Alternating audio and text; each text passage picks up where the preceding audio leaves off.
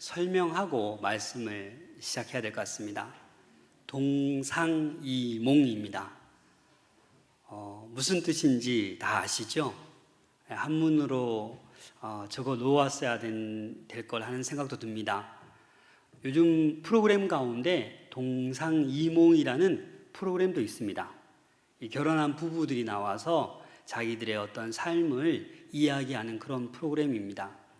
이 동상이몽이란 말은요, 같은 침대, 같은 상에서 살아가는 사람들, 그러니까 한 가정을 얘기하는 거겠죠. 부부가 같이 살아가지만 어떻게 해요? 이몽, 다른 꿈을 꾸고 있다라는 거죠. 그래서 이 동상이몽이라는 말은 같은 처지에 있으면서도, 같은 목표를 가지고 있으면서도 또 실질적으로 뚜껑을 열어보니까 다른 목표를 가지고 다른 생각을 하고 있다라는 그런 비유적인 말을 일컬어서 동상이몽이라고 합니다. 하나의 예를 들자면, 여러분들 이제 부부가 자녀들이 이제 시집장가 갈 때가 되었어요. 그럼 어떻게 합니까? 부부는 같이 기도할 겁니다. 우리 아들, 우리 딸, 좋은 사람 만나서 꼭 결혼해야 돼. 같은 마음이겠죠.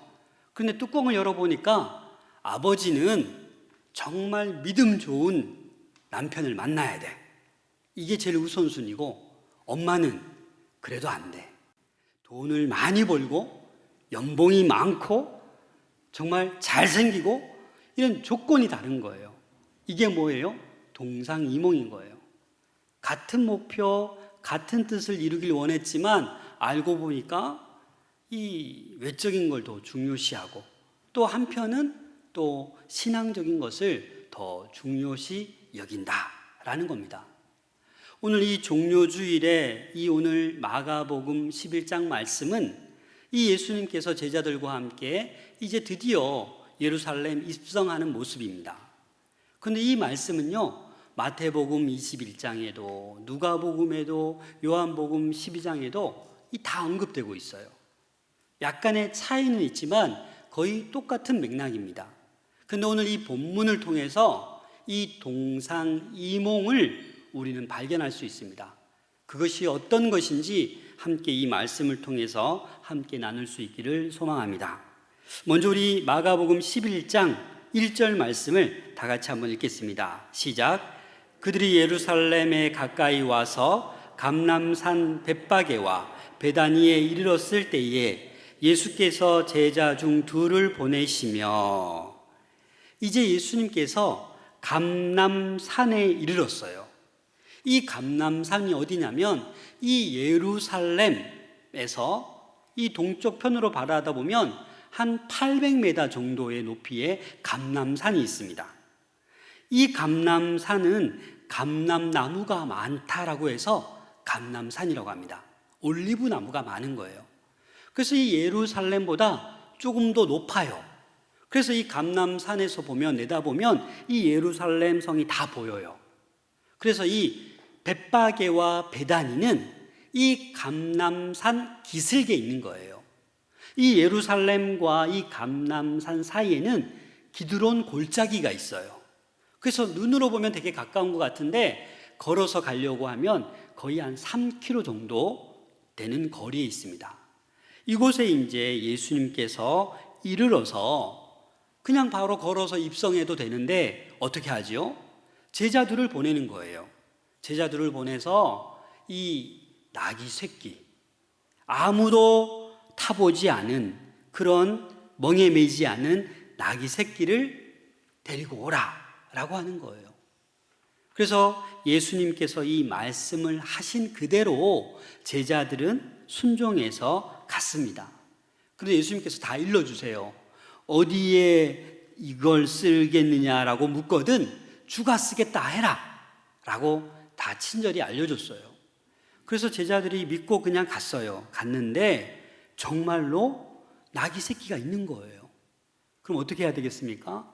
가서 이제 풀어서 가지고 오려고 하는데 그 어떤 사람이 묻는 거예요. 나귀 새끼를 풀어서 무엇 하려느냐? 너무나도 양반이죠. 우리 같으면 어떻습니까? 도둑이야! 남의 나귀 새끼 훔쳐간다 이럴 텐데 이분들은 양반인 것 같습니다. 어디에 쓰려고 지금 나귀 새끼를 풀어갑니까? 제자들이 예수님이 일러준 대로 주님께서 쓰시겠다 하십니다 라고 하니까 어떻게 합니까? 아무 말 안 하고 가져가라고 그렇게 지금 얘기하고 있는 것입니다. 여러분 참 놀랍지 않습니까? 예수님이 그곳에 가보지도 않으셨는데 나귀 새끼가 메어져 있을 거고 또 주가 쓰시겠다고 하면 그냥 다 줄 거다라고 예수님께서 말씀하시는 거예요. 여러분 우리 예수님은요 이 말씀하는 대로 순종하면 다 이루어 주십니다. 그래서 저와 여러분들도 자꾸 딴 데 보지 말고 말씀대로 살아가면 하나님께서 지금도 은혜를 베푸시고 기적을 베풀어 주십니다.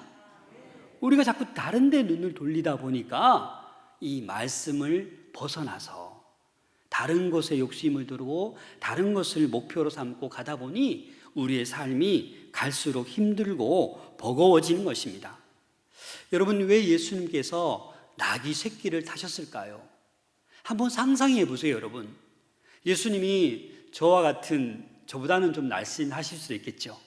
저와 같은 체구이실 텐데 그 나귀 새끼를 타고 입성한다는 거 한번 상상해 보세요. 이 나귀 새끼가 잘 가겠습니까? 가긴 가겠지만 좀 뒤뚱뒤뚱 거릴 것도 같아요. 왜? 이 나귀 새끼에게 처음으로 사람이 탄 거기 때문에 처음에는 비틀비틀 거리다가 아마 이 나귀 새끼는 중심을 잡고 그 많은 이들의 환호 속에 그 외침 속에 예루살렘 성을 입성하였을 겁니다. 그런데 여러분 이 예수님께서 예루살렘 입성할 때 많은 군중들이 어떤 분으로 알고 지금 종려나무 가지를 흔들고 자기 겉옷을 깔고 이렇게 환영하는 겁니까? 왕으로 오시는 거예요. 왕으로. 그렇다면 왕이 입성하는데 나귀 새끼가 무슨 말입니까? 원래 구약에도 왕들은요 노새를 탔어요. 이 노새와 나귀 새끼는 다릅니다. 훨씬 더 크고 훨씬 더 힘이 있습니다. 왕이라고 하면 군마를 타야 되죠. 멋있게 백마 정도는 끌고 와서 백마 타고 입성해야 되지요. 그런데 왜 예수님은 나귀 새끼를 타고 입성하신 겁니까? 구약의 말씀에 그대로 예언된 말씀이기 때문에 예수님은 예언된 대로 그렇게 지금 행하시고 계십니다. 우리 스가랴 9장 9절 말씀입니다. 우리 함께 읽겠습니다. 시작. 시온에 따라 크게 기뻐할지어다. 예루살렘에 따라 즐거이 부를지어다. 보라 내 왕이 내게 임하시나니 그는 공의로우시며 구원을 베푸시며 겸손하여서 나귀를 타시나니 나귀의 작은 곳 나귀 새끼니라. 아멘. 여러분 스가랴가 어느 시대 예언자입니까? 바벨론 포로기에서 돌아온 그 이스라엘 백성들, 시리에 빠져있던 그들에게 스가랴 선지자가 이렇게 말하는 거예요. 희망의 용기의 예언의 말씀을 하고 있는 거예요. 기다려라.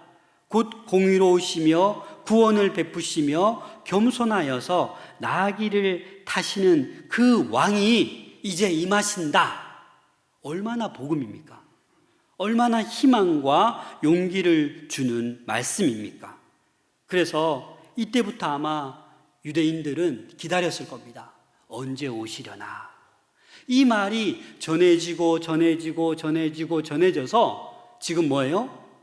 벳박에 베다니 맞은편 마을에 갔을 때 이 예수님의 제자들이 말했을 때 그들이 이 예언의 말씀을 아마 알고 있었을 것 같아요. 그래서 주가 쓰시겠다고 하니까 기꺼이 어떻게 해요? 내어놓는 겁니다. 사랑하는 여러분, 혹시 여러분들 가운데 주님께서 쓰시겠다 하는데 기꺼이 내어드릴 분 계십니까? 네, 사실 우리는 그렇게 해야 돼요. 주님께서 쓰시겠다 하면 내 몸도, 내 마음도, 내 시간도, 내 물질도 기꺼이 하나님께 드릴 수 있는 우리 모두가 될 수 있기를 소망합니다. 이 당시 왕은 그냥 노새 아니면 군마 아니면 힘센 말을 타고 입성해야 되는데 예수님은 지금 나귀 새끼를 타고 입성하는 거예요. 왜 그럴까요? 왜 하필이면 나귀 새끼를 타고 입성하는 걸까요? 우리 스가랴 9장 10절 말씀입니다. 다 같이 한번 읽겠습니다. 시작. 내가 에브라임의 병거와 예루살렘의 말을 끊겠고 전쟁하는 활도 끊으리니 그가 이방 사람에게 화평을 전할 것이요 그의 통치는 바다에서 바다까지 이르고 유브라데 강에서 땅끝까지 이르리라. 아멘. 무슨 말입니까?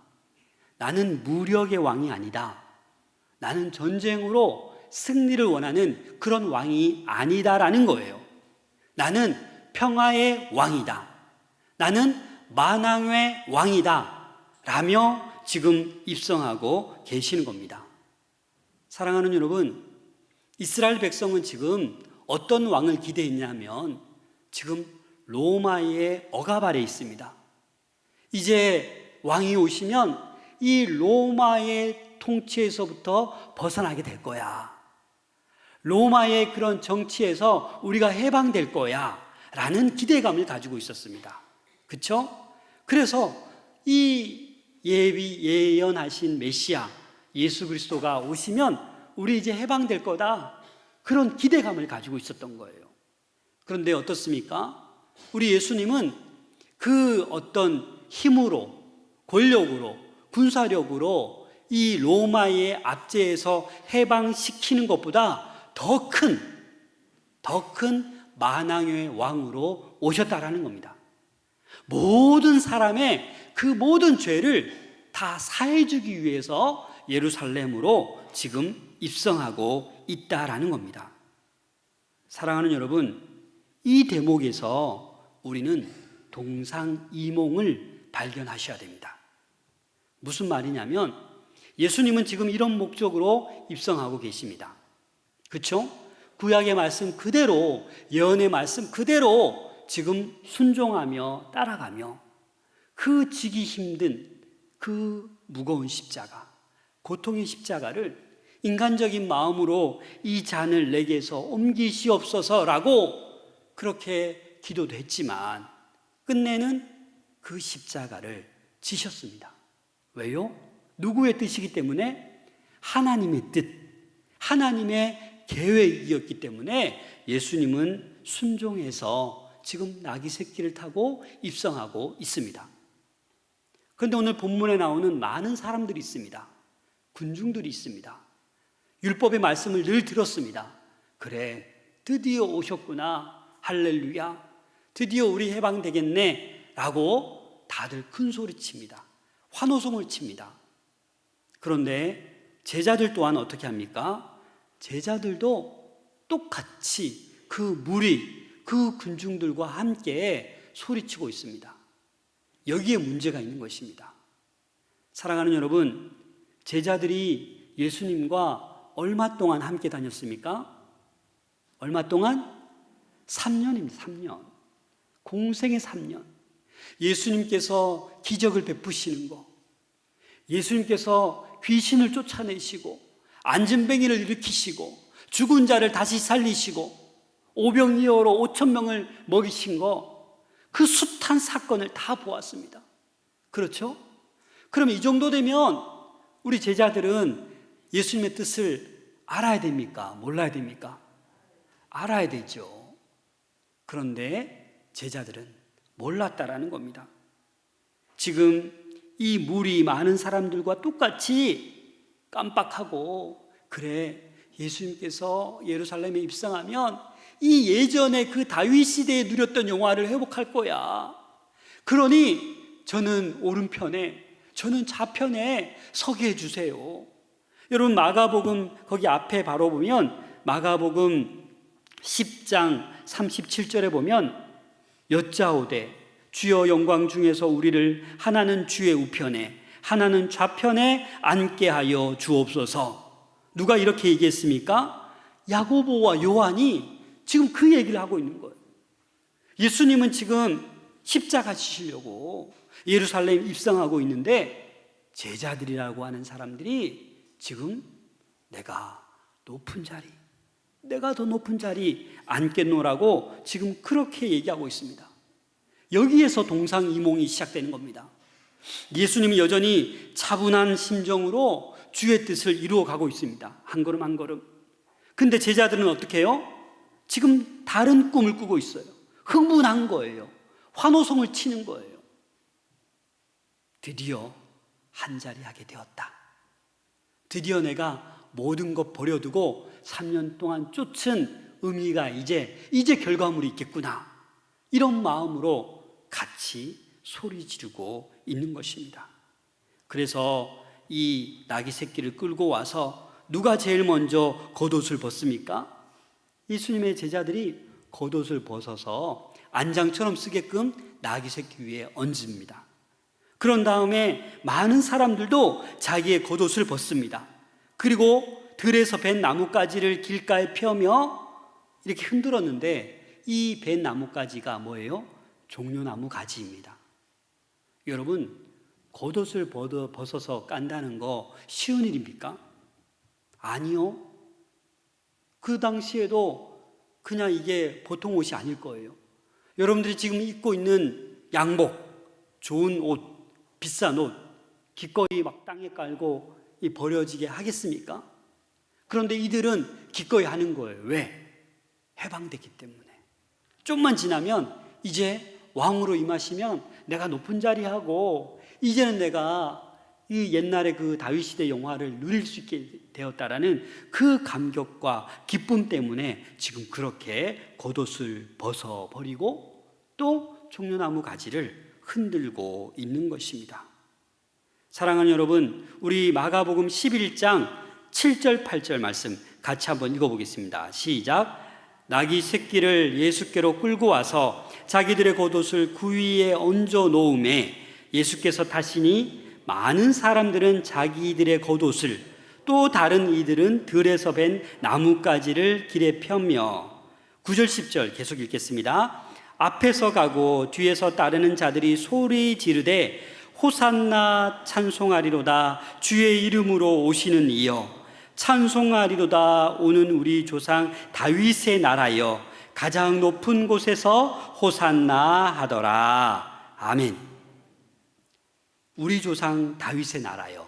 벌써 그걸 꿈꾸는 거예요. 야, 됐다. 이제 다윗의 그 영화로운 나라가 임하겠다라고 하는 거예요. 여러분, 호산나가 무슨 뜻입니까? 호산나. 주여, 이제 우리를 구원하옵소서. 우리를 구원해 달라는 게 호산나예요. 그런데 제자들과 수많은 무리들은 호산나라고 외쳤어요. 그게 뭐예요? 어떤 구원이에요?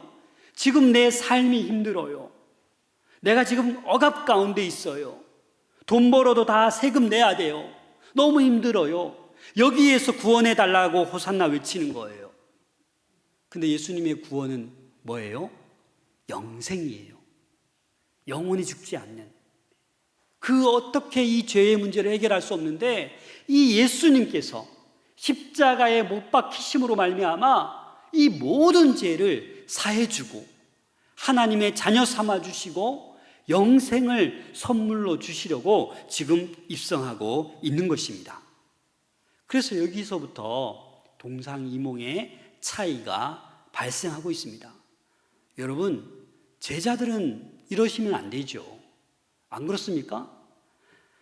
군중들은 그럴 수도 있어요. 아, 예언의 말씀을 이렇게 이해했구나.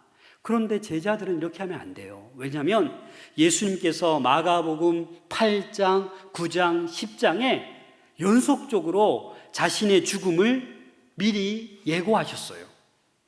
제가 8장 31절 한 절만 읽겠습니다. 인자가 많은 고난을 받고 장로들과 대제사장들과 서기관들에게 버림받아 죽임을 당하고 사흘 만에 살아나야 할 것을 비로소 그들에게 가르치시되 9장에서도 10장에서도 제자들에게 가르쳤어요. 나 이제 죽는다.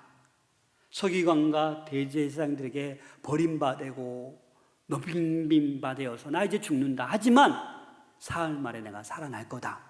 다 가르쳤어요. 그런데 3번씩이나 말씀하셨음에도 불구하고 제자들은 까먹어 버렸어요.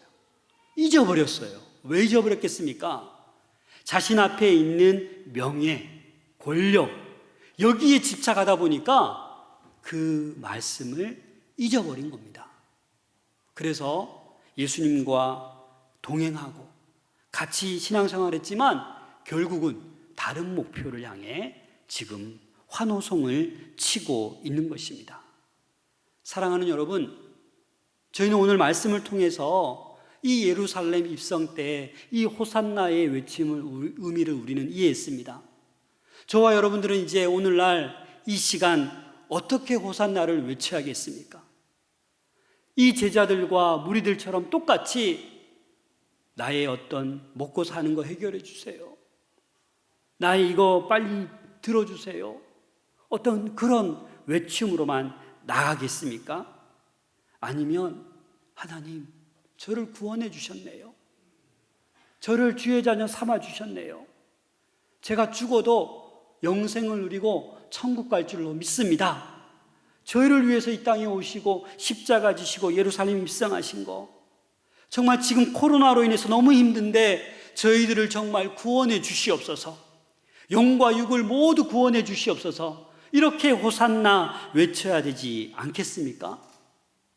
그렇게 외칠 수 있는 우리 모두가 될 수 있기를 소망합니다.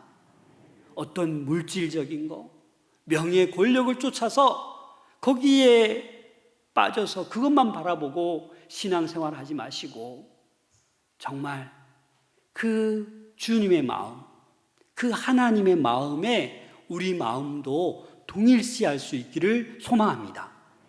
동상이몽이 아니라 동상일몽. 그래서 하나님의 꿈이 나의 꿈이 되고 예수님의 비전이 나의 비전이 될 수 있기를 소망합니다. 우리는 너무나도 일희일비할 때가 많습니다. 일희일비가 무엇입니까?